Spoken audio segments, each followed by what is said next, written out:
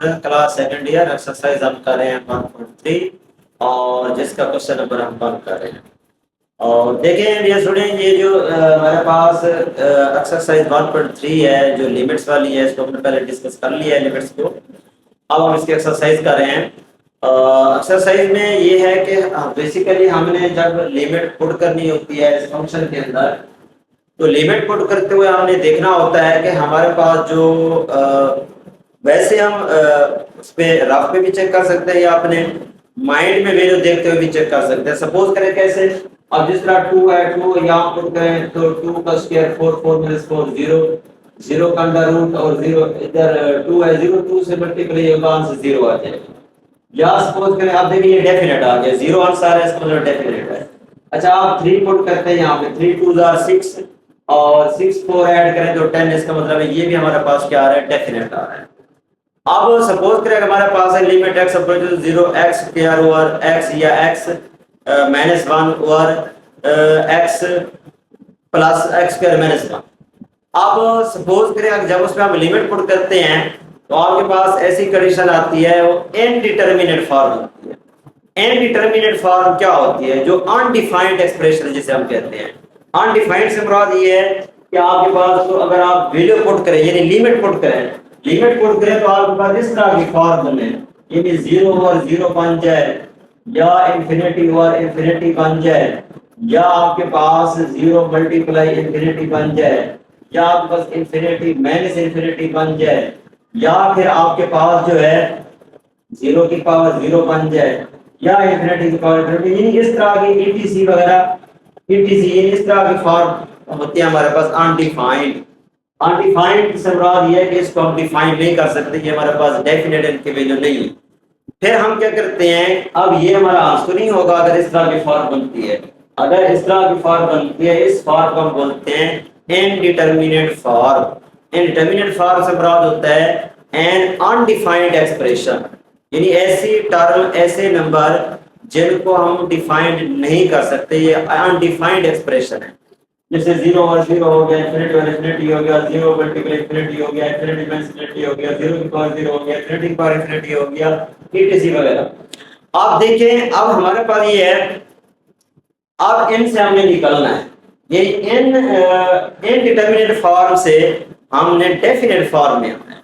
और definite form में आने के लिए फिर हमें जो है जो 3 बेसिक टेक्निक हैं, फिर उसके साथ 2 एज हम हेल्प के तौर पे यूज करते हैं, जैसे सिंपलीफिकेशन हो गया या सब्स्टिट्यूशन मेथड हो गया। बात करते हैं में सब्स्टिट्यूशन मेथड की भी जरूरत पड़ जाती है, वरना हमारे पास बाई फैक्टराइजेशन मेथड है, बाई रैशनलाइजेशन मेथड है और बाई डिवीजन मेथड है। फैक्टराइजेशन का आपको पता है कि आप फैक्टर बनाते हैं, और रैशनलाइजेशन का मतलब होता है कि आप कांजू अंडर रूट में टर्म हो तो उसका कांजुगेट कर दें, साइन चेंज करके उसको मल्टीप्लाई भी कर दें, उसी के साथ डिवाइड भी कर दें। डिवीजन मेथड ये होता है, डिवीजन से मुराद ये होता है कि आप ना हायर पावर जो जिसकी वजह से आपकी इनडिटरमिनेट फॉर्म बन रही है, आप उसको डेफिनेट फॉर्म में ले जाना चाहते हैं, तो आप हायर उस पूरी क्वेश्चन में देखें, जिस तरह आपके पास हमें देखो बाई में टर्म ठहरी हुई हो, ये जिस तरह बाई में टर्म ठहरी हुई है ये वाली, अब x3 और x है, तो आप x3 के ऊपर नोमिनेटर को भी और x3 के ऊपर डिनोमिनेटर को भी डिवाइड कर दें, इसको हम कहते हैं डिवीजन मेथड। ये हमारे पास डिवीजन मेथड होता है। आप डिवीजन मेथड करना चाहो आपकी मर्जी, आप डिवीजन के बजाय आप सिंपलीफिकेशन कर लें, सिंपलीफिकेशन ठीक होती है, वो कोई मसला नहीं, आप डिवीजन के बजाय सिंपलीफिकेशन कर लें। सिंपलीफिकेशन से मुराद होता है कि कोई चीज काम में निकल रही हो या उसको कोई टर्म में कट रही हो, कैंसिल हो रही हो, उनको सिंपलीफाई करके फिर हम उसको क्या होते हैं, डेफिनेट फॉर्म में ले आते हैं। ये है हमारे पास लिमिट्स वाली एक्सरसाइज को सॉल्व करने की टेक्निक। अब अगर हमारे पास कोई क्वेश्चन इनडिटरमिनेट फॉर्म में है तो फिर हम उसको क्या करेंगे, सबसे पहले हमारा पहला स्टेप जो होगा वो ये कोशिश करेंगे कि उसको डेफिनेट फॉर्म में लें, और डेफिनेट फॉर्म में लाने के लिए फिर हमें ये टेक्निक यूज करनी पड़ेगी। सिंपलीफिकेशन कर लेंगे, अगर सिंपलीफिकेशन नहीं होती फैक्टर बना लेंगे, फैक्टर नहीं बनते तो रैशनलाइजेशन कर लेंगे, रैशनलाइजेशन भी नहीं होती तो फिर हम उसकी डिवीजन मेथड अप्लाई कर देंगे, डिवीजन मेथड भी अप्लाई नहीं हो रहा तो हम सब्स्टिट्यूशन मेथड अप्लाई कर लेंगे। यानी ये जो 4 पॉइंट टेक्निक है, 3 बेसिक हैं, जिस तरह आपके पास बेसिक फैक्टराइजेशन होगी, बेसिक आपके पास रैशनलाइजेशन होगी, बेसिक आपके पास डिवीजन मेथड होगी, फिर 2 आप एज हेल्प के तौर पे यूज करते हैं, जैसे सिंपलीफिकेशन होगी या आपके पास जो है ना सब्स्टिट्यूशन मेथड हो गया। आप इसको इन क्वेश्चनों को देखें तो ये हमारे पास सारे के सारे जितने भी पार्ट चले हुए हैं, 6 पार्ट जो है क्वेश्चन नंबर 1 के, ये सारे के सारे डेफिनेट हैं।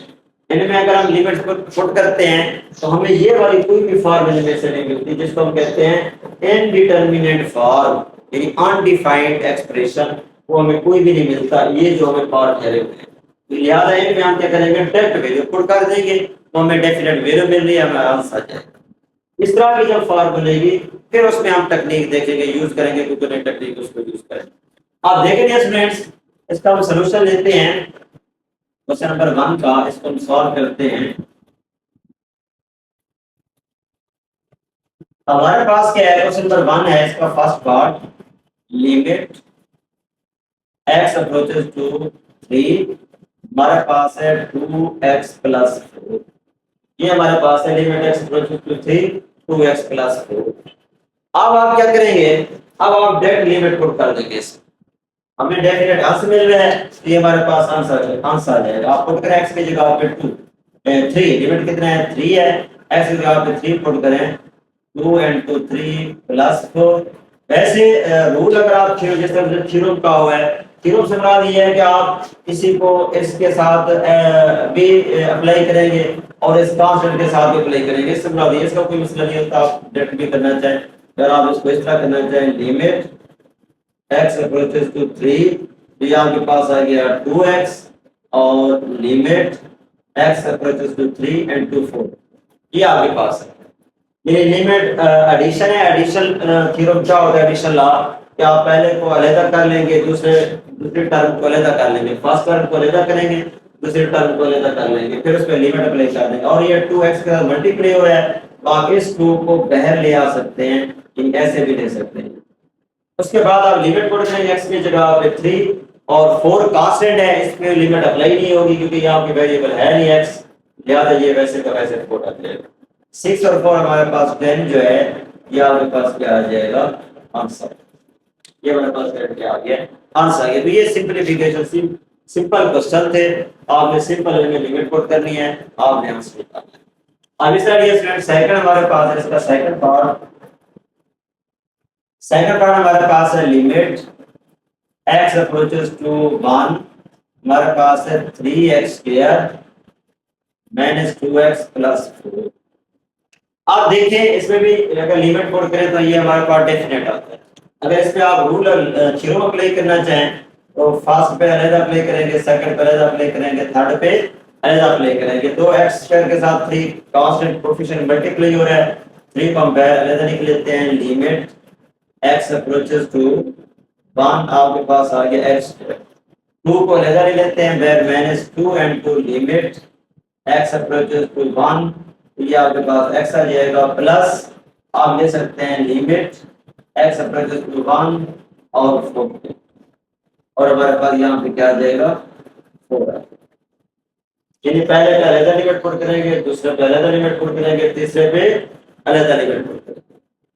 अब इसको जब सॉल्व करेंगे हमारे पास क्या आ जाएगा, इज इक्वल टू x की जगह पे ये 1 पुट करेंगे, जब इस x की जगह पे 1 पुट करेंगे, 1 का स्क्वायर 1, हमारे पास क्या आ जाएगा 3, माइनस x की जगह पे 1 पुट करेंगे, 1 2 से मल्टीप्लाई होगा 2, 4 वैसे कांस्टेंट है, इस पे लिमिट अप्लाई नहीं होती, यहाँ x है नहीं, ये आपके पास क्या आ जाएगा +4, 3 और 2 और 4 और 3 7 में से 2 चला गया, हमारे पास कितना आ जाएगा 5 आ जाएगा। तो ये हमारे पास कितना आ जाएगा 5, और ये 5 हमारे पास क्या आ गया आंसर। ये रहा इसका सेकंड पार्ट। आप देखते हैं इसका थर्ड पार्ट। थर्ड पार्ट हमारे पास क्या है,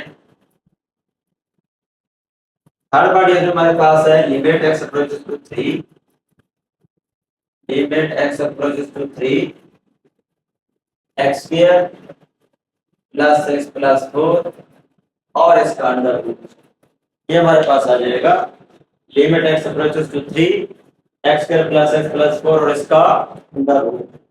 अब हम क्या करेंगे, लिमिट पुट कर देंगे, अंडर रूट में लिमिट पुट कर देंगे, 3 का स्क्वायर 9 + 3 + 4, तो ये जैसे हमारे पास आ जाएगा 3 का स्क्वायर + 3 + 4 और इसका अंडर रूट।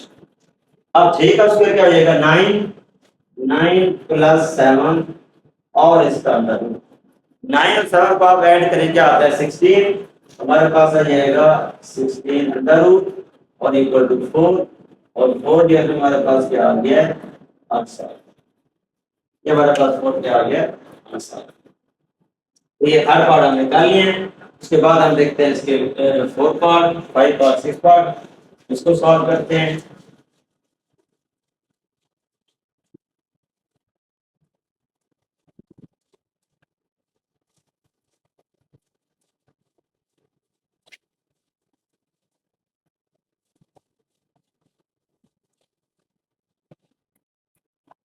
अब देखिए इसका 4 पार्ट हमारे पास है, 4 पार्ट है limit x approaches to 2 x into x square minus 4। ये आपके पास है limit x approaches to 2 x into x square minus 4 इसका अंडर रूट। अब देखिए स्टूडेंट्स इसमें हम क्या करते हैं वैल्यू पुट करते हैं। इसमें लिमिट पुट करेंगे x की जगह पे हम 2 पुट करेंगे 2 into 2 का स्क्वायर और माइनस 4, 2 into 2 का स्क्वायर 4 माइनस 4 अंडर रूट, ये क्या आ जाएगा 0, 0 हमारे पास क्या आ गया आंसर आ गया। यानी 4 का हमारे पास जो आंसर आ गया वो क्या आ गया 0।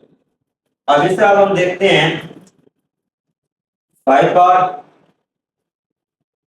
5 पार्ट हमारे पास क्या है लिमिट x अप्रोचेस टू 2, ये हमारे पास आ जाएगा और इधर से है x3 plus 1 under root minus x square plus 5 और इसका अंडर रूट।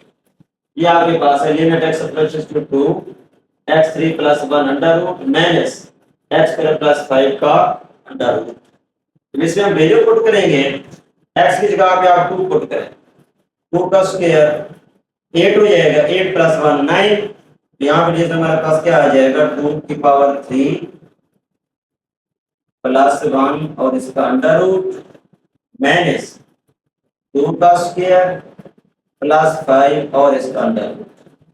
अब 2 की power 3 8 plus 1 under root minus 4 plus 5 under root, तो हमारे पास क्या आ जाएगा 9 under root minus 9 under root cut गया 0 और 0 हमारे पास क्या आ गया आंसर, 0 हमारे पास क्या आ गया आंसर आ गया। और इस आइडिया से हम इसका पार्ट देखते हैं 6 पार्ट इसका। अब 6 पार्ट हमारे पास क्या है,